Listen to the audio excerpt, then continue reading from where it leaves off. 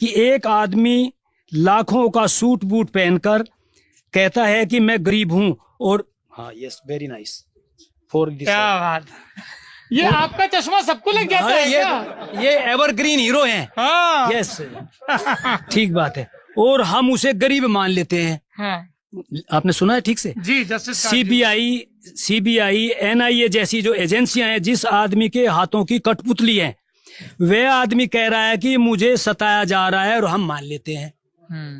तीसरी चीज है जो संसद के पूर्ण बहुमत में है और 20 से ज्यादा राज्यों में सरकार है, वह कहता है कि मुझे काम नहीं करने दिया जा रहा है और हम मान लेते हैं।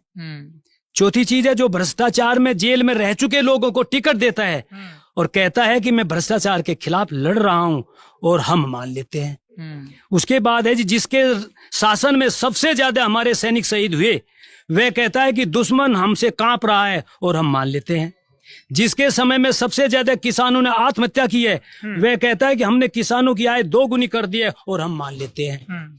जिसके समय में पढ़े लिखे नौजवानों को पकौड़ा तलने के लिए कहा जाता है और हम उसे रोजगार मान लेते हैं। जिसके राज्य में सबसे ज्यादा बलात्कार हो रहे हैं और वो कहता है कि हम बेटी बचाओ अभियान चला रहे हैं और हम मान लेते हैं। जो सुंदर भविष्य का सपना दिखाकर सत्ता में आया, जो आप प्रश्न कर रहे थे कि वो कैसे आ गए, लोकदल क्यों नहीं आया, ये जो